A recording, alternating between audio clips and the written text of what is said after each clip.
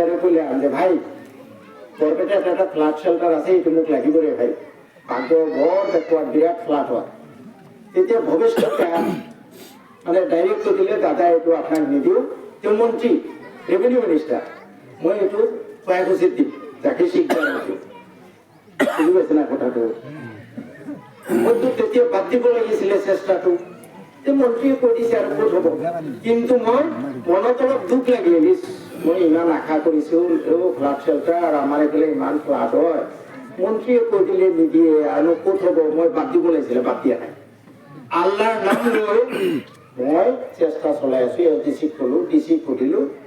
বোলে প্ৰপোজাল পঠিয়াইছে নেকি কয় নাই এতিয়াও পঠিওৱা নাই কংকন শৰ্মা আছিলে ক'লো ভাই কালি ৰাতিপুৱাৰ ভিতৰত মোৰ প্ৰপোজাল যাব লাগে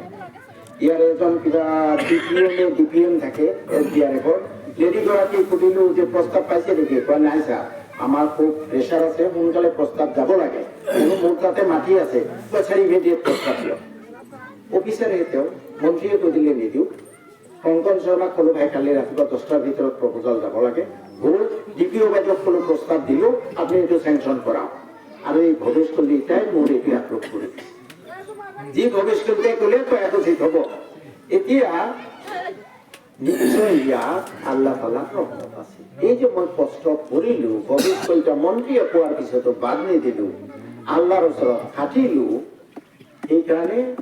ফাইল যেতিয়া ভৱেশকলিতাৰ ওচৰত গৈছে তেওঁ পাহৰি গৈছে যে তেওঁ কয়েক উচিত দিয়াৰ কথা আছিলে মোৰতো এপ্ৰুভ কৰি দিছে বুজি পাইছেনে কথাটো আল্লাহ তাআলা আমাৰ মাজত কোনোবা নহয় কোনোবাজন আল্লাহৰ প্ৰিয় বান্দা আছে